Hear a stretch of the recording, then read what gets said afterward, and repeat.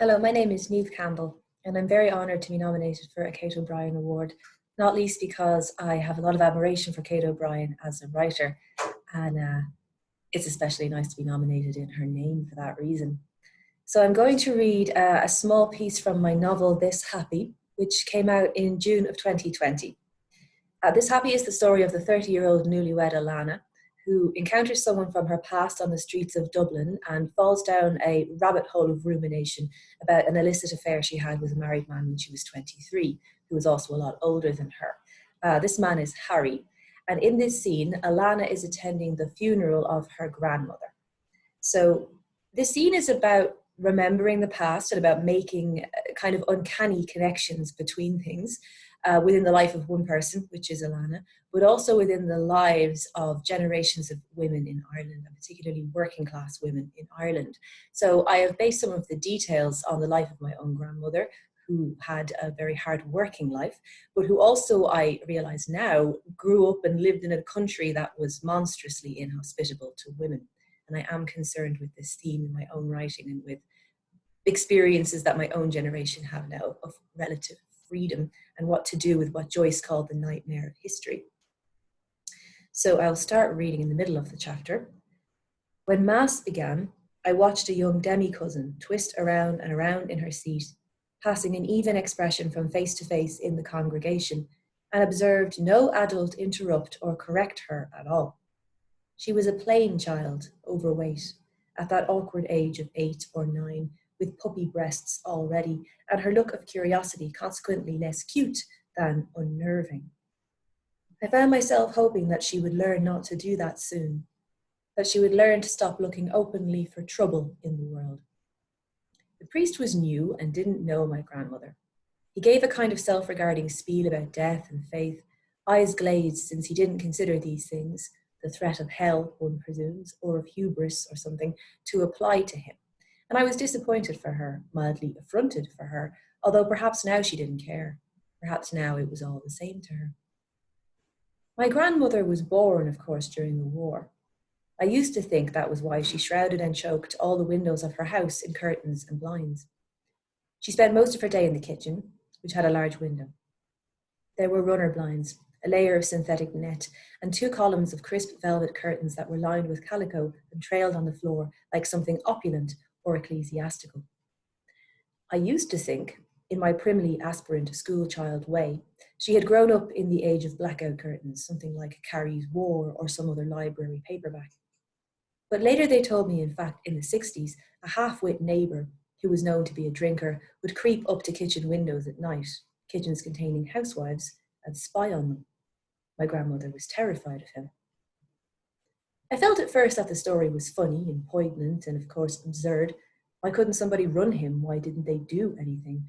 But later still, the dry heat seediness of it, the window crusted with fabric, the spoiled sofa of crochet throws like bladder rack, became a kind of idle nightmare, became a teeming metaphor or a mise en abîme, saying something while not saying anything about the condition of women and repression and soft furnishings and sex. My grandmother had been a hosier in her teens. She worked on the factory line. After she was married, she made dresses on commission in her kitchen for other women. She had her wedding reception, she once herself told me, in the parochial hall. They hired a huge Burco boiler to provide sufficient tea. She spent her wedding night on the mailboat to Wales and had her first children, a young wife as I was a young wife now, in Whitechapel. The West Indian women in the council block would not talk to her, she said, and the whole of the block, she insisted, was West Indian. I pictured the erect, indignant woman with her funereal hooded pram, walking up and down and around Whitechapel, far from henwives and hosiery line, with 2 bonneted babies cooing out at her, 2 at least. 3 years in, she could not take the pea soup post-war vibe any longer and took drastic action in what I see at this distance to have been her combative, uncompromising style. She returned to Dublin by herself, leaving the children with some other Irish wife, some other navvy wife. And now, of course, I pictured the erect, indignant woman with a silk scarf at her throat, a pillar box hat, declining food and chat for the 6 hours it would have taken the ferry to get from Holyhead. She returned to her father's house and waited there until her husband relented and followed her. They never left again.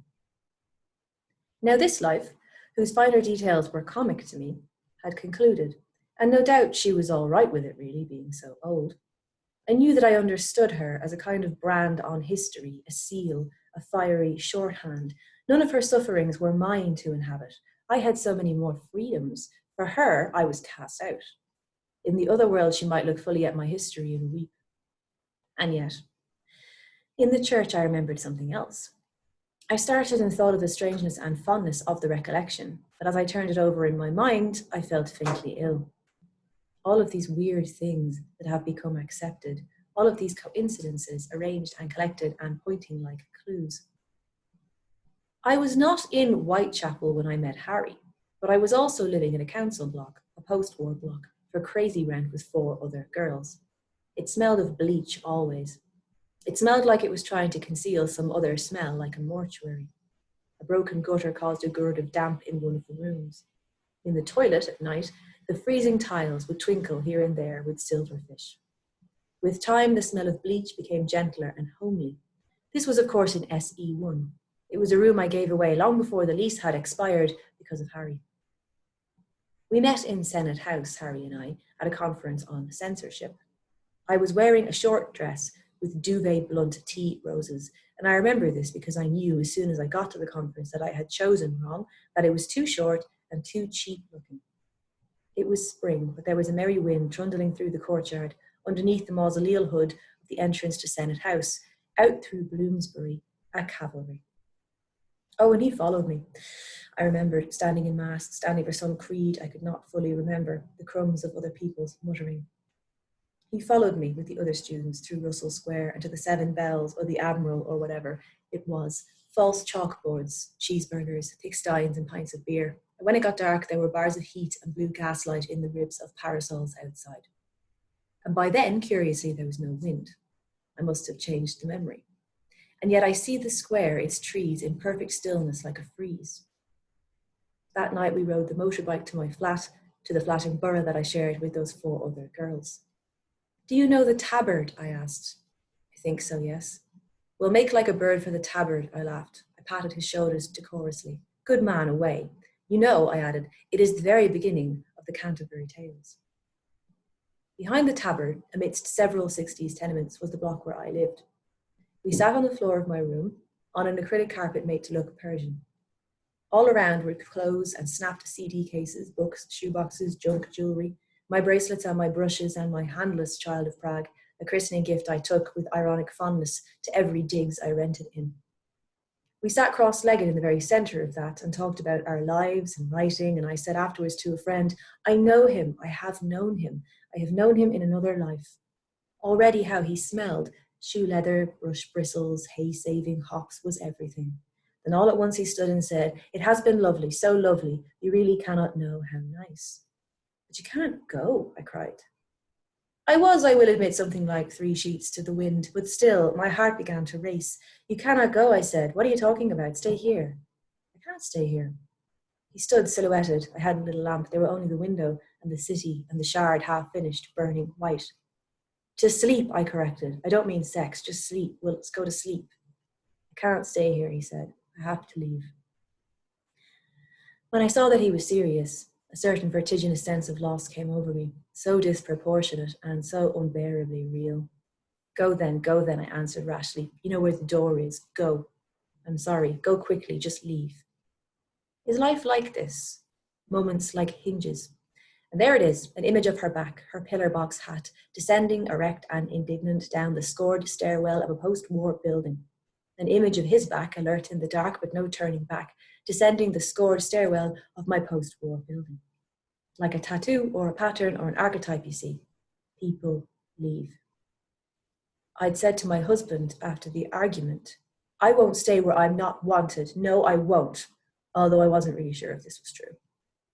Harry had left that night in London. On that night I had felt terribly, obscurely terrible, and gone to bed. Even though we'd only just met, and he shouldn't have meant a thing to me, there was, you see, this kind of vertigo from the start. The morning after we met, I got up with a hangover and dressed as usual and went into the Mawn like a normal person, but he had kept my number. He did not text me, he telephoned. As we spoke, I sat in the little garden at the Mawn and sifted gravel with my feet. By my mother in the church, I thought, newly troubled. I've been so broken, so very desperate in my time, haven't I? Unmoored, you might say, adventurous, dangerous. After the Mass, I said, I'm not sure we have time for the burial if you have to get back to work. Let me just say hi to Dad and we'll go to the car. Whatever you like, she replied. She was looking indulgently about her. The dead woman had been unkind to her after all. After my father had left, my grandmother came to see my mother with her Eucharist kit. She said, now you must ask for forgiveness.